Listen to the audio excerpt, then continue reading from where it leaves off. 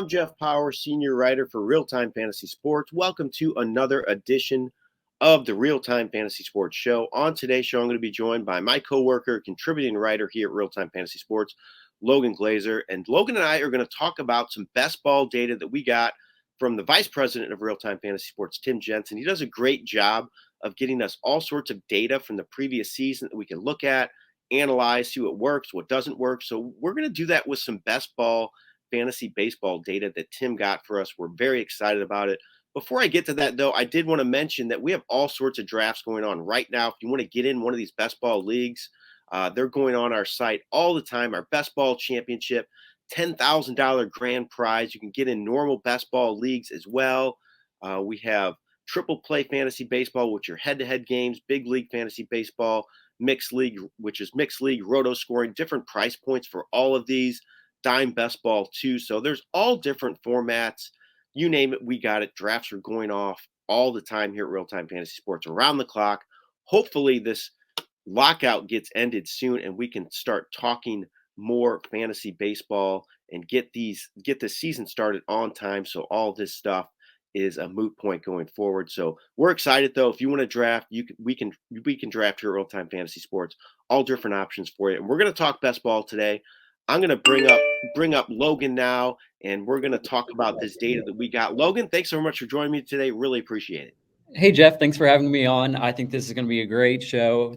We've got so much data to go over. I'm a big data nerd, and I'm excited for the baseball season to start up. Yeah, definitely. We got some great stuff that we can bring up here and show everybody. So I'm going to bring up some of that data right now.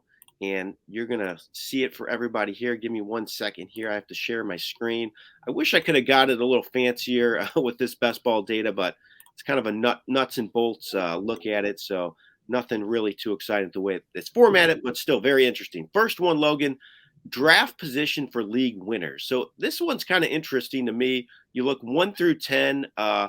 First impressions, Logan. I'll throw it to you first. Yeah, it's pretty balanced overall between all the spots. You do see a couple of jumps at the 1 position and the 7 position. So it's really interesting to see that overall it's pretty well rounded based off of last year. Yeah, definitely. That's my first impressions too. I mean, there's not a big variance. In the 7th spot, 14.6% kind of jumps out a little bit, but overall, it tells me you can win from any spot. So you can have success drafting first. You can have success drafting 5th. It's not doomsday if you get a draft pick and you think you're in trouble because you don't like that spot for whatever reason. But I think this data clearly shows that you can win from any spot. So we're going to show you two. These are teams that won money, so that's a little different.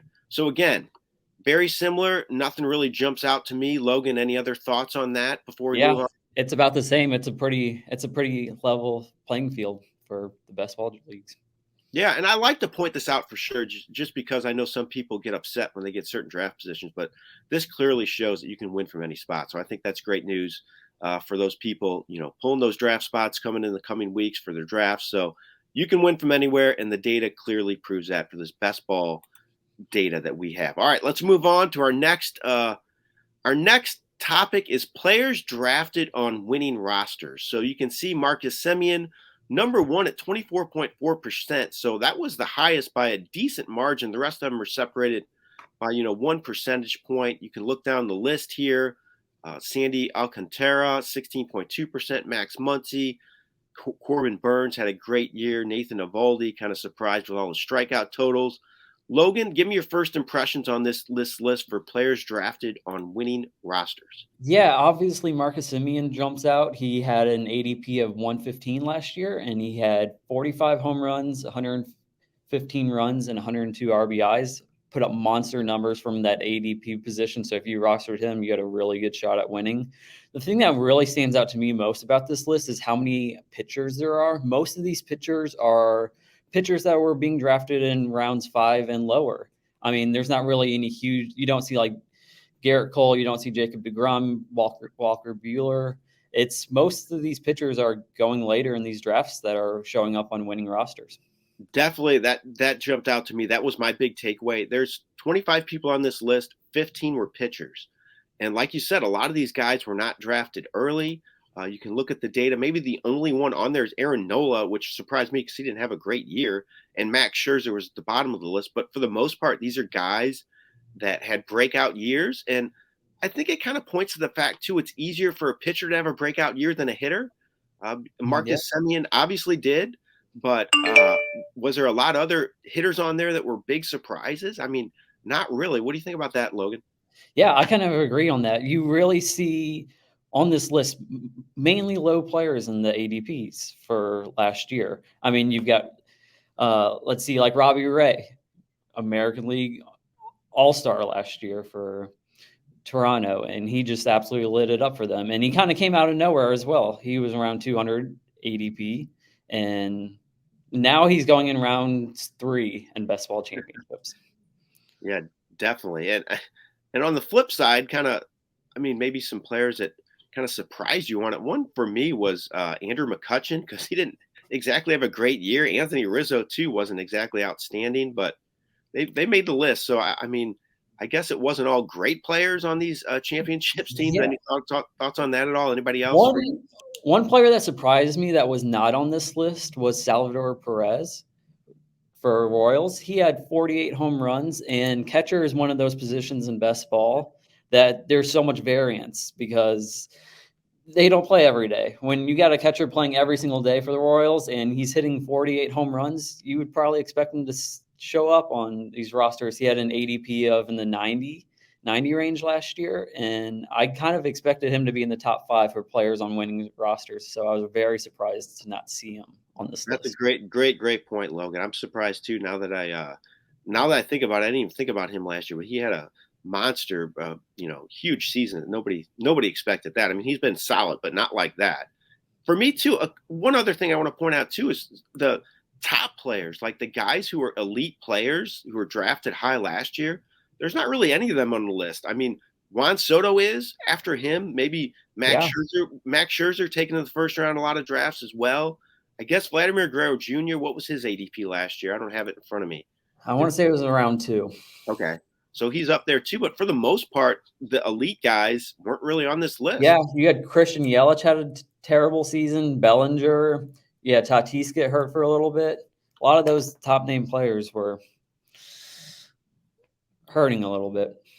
All right, let's move on to our next category, and this is primary positions drafted on winning rosters. So this is kind of how these winning teams stack their rosters. So if you look at this, for the winning ones, 10.5 starting pitchers, 1.2 relief pitchers, catchers 1.6, first baseman's 2, second baseman 1.5, third baseman 1.8, shortstop 1.9, outfield 5, and then DH was just 0.5.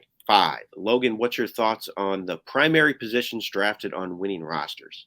Yeah, so the biggest one that stood out to me for the winning rosters was the starting pitching, along with the relief pitching. I think that's a very huge topic with best ball. If with scrolling down, you can see the non-winning rosters. You get a whole 0.9 difference between the starting pitchers on winning rosters and non-winning rosters. So with our best ball format, you're going to have 7 starting pitchers in your roster. You got 10 bench spots. So you have to have a good balance between pitchers and hitters. But you can see by looking at this data that you want to target starting pitchers more than that have been going. And that's kind of what the winning formula has been for these best ball leagues, going after that starting pitchers.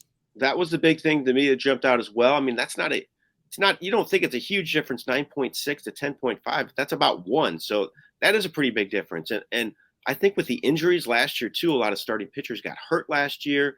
I think that's a position too that when you think about with best ball, the chances of somebody going down with an injury are probably more likely at the pitching than a position player. So I think that's another reason you might want to draft a little heavier on the starting pitching side. I think this is very helpful to see something like this for all of you getting started for your best ball drafts here in the coming days. So good stuff here. So that's primary positions drafted on winning rosters. Let's move on to another topic. So this is eligibility drafted on winning rosters. So these are players, the positions are eligible at that are on rosters. You can see there's some dual eligibility on a lot of these because first baseman has 3, second baseman 3, third baseman 3, shortstop 2.7, outfield 6.6, DH 2.4.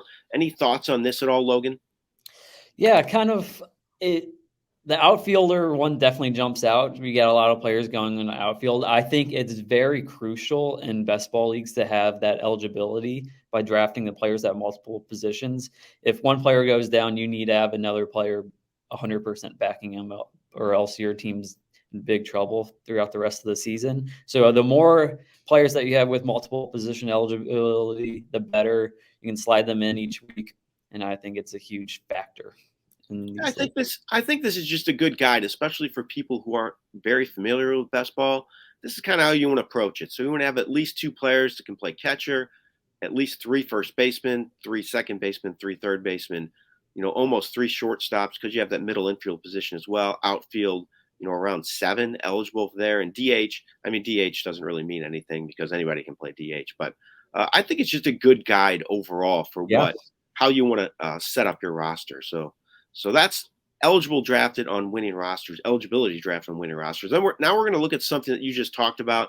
This is multiple eligible drafted on winning rosters. So these are players that are eligible at multiple positions. So these are on winning rosters. So on 7.1% of winning rosters, at least one player had multiple eligibility, around 10 with two, 4% had three players with multiple eligibility, and then 4+. So that's a lot of people. That's just at right around 1%. Thoughts on this, Logan? Yeah, so just to give a heads up to everyone, to gain eligibility at a position, you will need at least 10 games played at a position during the season or in that prior season, and then you can gain that position eligibility. So it definitely looks, I mean, there's a lot of variance with the eligibilities overall between the winning rosters and non-winning rosters. It was pretty even. You did see a slight uptick with winning rosters at that two position by 0.7 over non-winning rosters. So that definitely stands out to me while looking at that. Yeah, I was kind of surprised that this wasn't a little higher. I like you said mentioned earlier. I think it's important to have uh, multiple eligible players on your roster because injuries happen. Best ball, you can't make moves. So I think it's something you want to do. And so at least two. So that had the most success at 10%. So I think I want at least two players that are multiple eligible, and I'm getting as many as I can. So it's good to target those guys, in my opinion. Just a little surprised that this wasn't a little higher. All right, Logan. Final thoughts on overall all this data. Anything else you want to mention about this at this point? Yeah, there's just a lot to take away from this data just looking at last year's stats. I think my personal strategy going into the best ball leagues will be to target probably about 10 to 11 starting pitchers, as the data kind of showed for the starting pitchers. I'm going to want to attack hitters early on, and then I think I'm going to target in the middle range a lot of starting pitchers. I think I'm going to go for a couple stud bats in rounds 1, 2, and then load up on pitchers. That's my exact same strategy, Logan. I know that's not very exciting for people because we're not arguing with each other, but I'm the same way. I'm loading up on hitters early.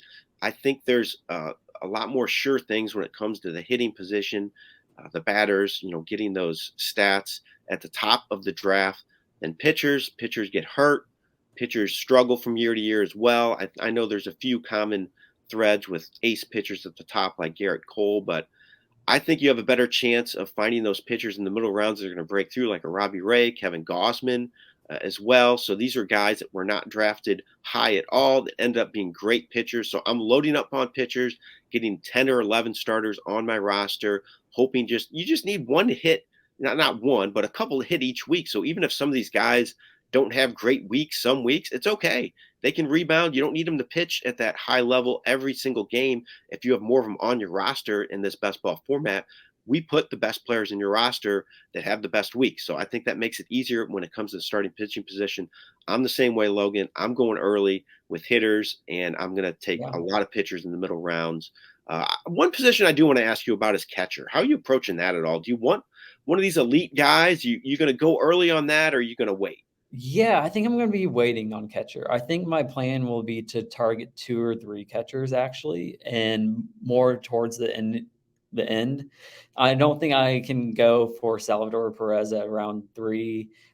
Maybe my first catcher might be Real Muto around 8, but that would probably be pushing it. I think I'm going to kind of wait on catchers this year, but that's what I'm thinking. Yeah, I'm the same way. I think I'm waiting too. I can't pay that price for Salvador Perez. I have a hard time seeing him repeating at his age. I know he's he's been around a long time. He was great last year, but Yeah. I have a hard time seeing that repeat. So I don't know if I want to pay up for that.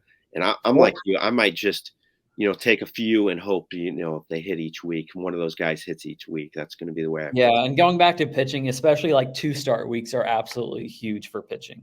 I mean, if you can get a boatload of pitchers and you're going to get several 2-starts each week, they're going to be in your lineup every week because it makes such a huge difference having a 2-start pitcher versus a 1 for that week. That's a great point too. Relief pitchers too. Do you want any on your roster? Or are you going after? I mean, they give you some consistency, but do you really want any of those guys on your roster if you're not? Yeah, I think I would target maybe 1 or 2 at most. I think it's hard for me to load up on relief pitchers, just given the format of our stats. You're going to get 7 points for a win, 3 points for a quality start, 3 points per inning pitched. So I'm really targeting starting pitching. But if it comes to round 10 and you still have some good closers out there, then I'll definitely take a look into getting one of those. All right. Well, that's a good look at this data, best ball, fantasy baseball data that Logan and I were able to talk about here today at RealTime Fantasy Sports. We encourage you to get in a draft today. Drafts going off all the time. Logan, thanks so much for joining me. We're going to have to do this again. We have more data to look at. We might talk about some labor stuff. That's going on hot and heavy right now. Ton of drafts. It's kind of like the opening. I feel like it's the opening week of fantasy baseball when these labor drafts are going on because everybody's talking about it. Some of the top experts are in it as well. So maybe we can talk about that maybe next week. What do you think about that? Sure is. Yeah, I would love to. Let's break down a draft next week for labor. We had the first one go off last night and looking forward to more. Yeah, definitely. We have that all over social media. So if you want to look at it right now, you can do that as well. Tons of tweets, tons of talk about labor drafts going on right now. So, Logan, thanks again for joining me. Really appreciate it. We'll have to do this again sometime soon. Awesome. Thanks for having me on, Jeff. All right, that was Logan Glaser of RealTime Fantasy Sports. I want to thank Logan for doing a great job on the stream today. It was a lot of fun talking about best ball data. Like we said, we're going to come back soon, talk more fantasy baseball here in the coming weeks, coming days, I should say. So thanks again for joining us. Really appreciate it. We'll talk to you soon. This has been Jeff Paur for RealTime Fantasy Sports. Have a great day.